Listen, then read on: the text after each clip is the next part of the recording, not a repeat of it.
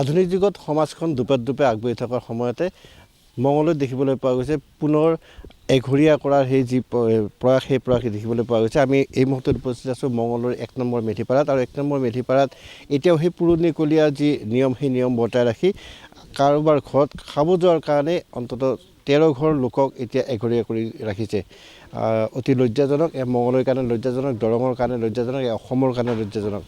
যিহেতু মিলন ডেকা নামৰ লোকজনক প্ৰথমতে এঘৰীয়া কৰিছিলে, গতিকে আমি এই মুহূৰ্তত মিলন ডেকাৰ বাসগৃহত আছোঁ। আমি মিলন ডেকাৰ সৈতে কথা পাতিম। আচলতে ঘটনাটো কি হৈছিলে? ঘটনাটো আছিলে মোৰ মামাৰ ল'ৰা এজনৰ বিয়া আছিলে। আমি কিবা ভকত সংসাৰীৰ মাজত আমাৰ গাঁওখনত এটা বিবাদ চলি আছিলে আগৰ পৰা। সেই সমাজৰ নিৰ্দেশ নামানি আমি মামাৰ ল'ৰাজনৰ মই বিয়া নিমন্ত্ৰণ ৰক্ষা কৰিব গৈছিলোঁ। তাৰ কাৰণে আমি মোৰ লগতে 8 ঘৰ পৰিয়াল আমি এঘৰীয়া হৈ থাকিলোঁ। তাৰ কাৰণে আজি মাঘৰ জানুৱাৰী 22 তাৰিখে আছিলে বিয়াখন। তাৰ পৰা আমি এঘৰীয়া হৈ থাকিলোঁ। তাৰপিছত হয় তেওঁলোক শংকৰী সংঘৰ লোক আছিলে। এতিয়া কথাটো হ'ল তাৰপিছত আমি থাকিলোঁ, আমাৰ কোনো আপত্তি নাই, আমাক ৰাখিলে, আমি দুখ কৰিলোঁ, সমাজৰ কথা নামানি গৈছিলোঁ। এতিয়া কথাটো হ'ল আমাৰ এই দিনাখনৰ ইংৰাজী 26 তাৰিখ এপ্ৰিল মাহৰ 26 তাৰিখ ইলেকশ্যনৰ দিনাখন মোৰ লগৰ বন্ধু কেইজনমানক মই ঘৰত নিমন্ত্ৰণ দিছিলোঁ। নিমন্ত্ৰণ দিয়াৰ লগতে মোৰ ঘৰৰ পৰিয়াল কেইজনমানকো মই মাতিছিলোঁ ভাত খাবৰ কাৰণে। তেওঁলোকে আহি ভাত খালে গ'ল। এতিয়ালৈকে একো গমেই পোৱা নাছিলোঁ।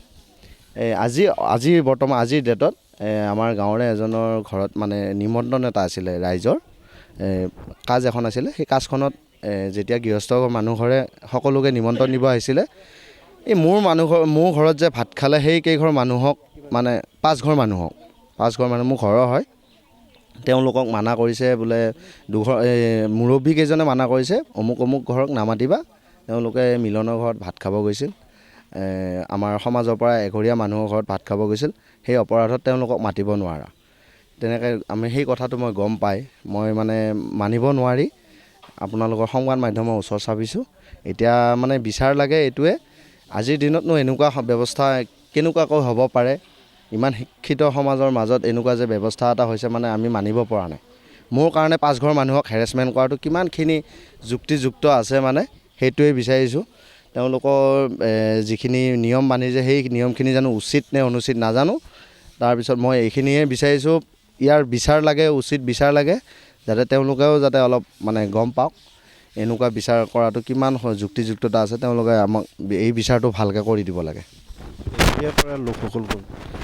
এঘৰীয়া কৰা লোকসকল থিয়েন ডেকা, থিয়েন কলিতা, ভূপেন ডেকা, মোৰ ঘৰৰে মানুহ হয়, গকুল ডেকা, হেম ডেকা, এইকেইঘৰ মানুহ। সংসাৰী সমাজখনৰ হয় সংসাৰী সমাজখনৰ তেওঁলোক এঘৰীয়া নাছিলে।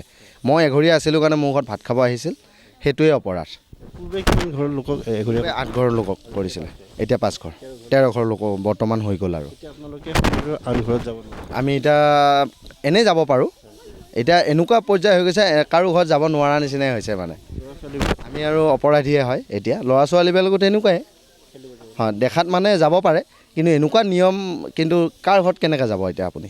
আমি অপৰাধীয়ে যেতিয়া হয়, অসুবিধা পাইছে, স্কুলত যাওঁতে অসুবিধা হয়।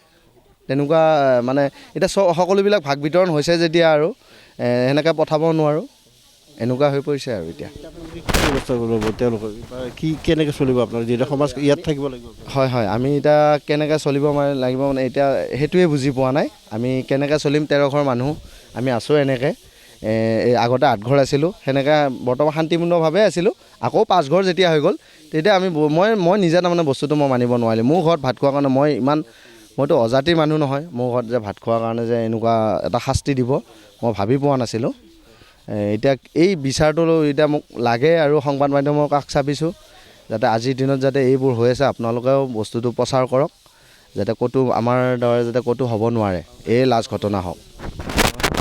কি ক'ব আপোনালোকক এঘৰীয়া কৰিছে? হয়, ঘটনাটো ঘটিল কি, মোৰ ভতিজা ল'ৰাটোৰ বিয়া আছিল, মোৰ সৰু ভাই ল'ৰাটোৰ বিয়া আছিল। তেওঁলোক ভকত। সেইটো ব্যক্তিগত আক্ৰেছ এটা আছিল বেলেগ এজনৰ লগত।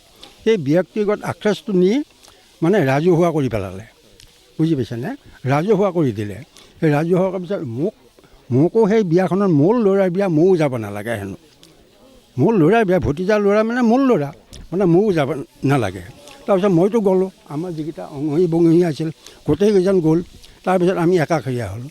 তাৰপিছত সাধাৰণ কথা সেই ল'ৰাজনে আপোনালোকক ক'লেই নহয়, তেওঁ কোনো মানে কাজ পাতা নাই নহয়, এনেই মাতিছে, তথাপি সিহঁত এঘৰীয়া, মানে ব্যক্তিগত আক্ষেপবিলাক তেওঁলোকে পূৰণ কৰি আছে। যিকেইজন মুৰব্বী আছে তেওঁলোকক কি ক'ব এতিয়া আপুনি? তেওঁলোকৰ মালটো নোহোৱা হ'ল নেকি, মূৰত এইটো নাই নেকি, সেইকাৰণেহে এনেকুৱা হৈছে। নিশ্চয় ক'ব লাগিব যে আজিৰ সমাজতো এনেকুৱা এটা নিয়ম কৰিছে যে সেই লোকসকল একেখন গাঁৱৰ একেলগে বাস কৰা লোকসকল একেলগে এই ক্ষেত্ৰত সমাজখন কোনফালে বিচলিত হৈছে সেয়া কিন্তু চিন্তনীয় হৈ পৰিছে। এই ক্ষেত্ৰত সুধী সমাজে কি ব্যৱস্থা লয় বা সেই মুৰব্বীসকলে পৰৱৰ্তী সময়ত কি ব্যৱস্থা লয় সেয়া লক্ষণীয় হ'ব।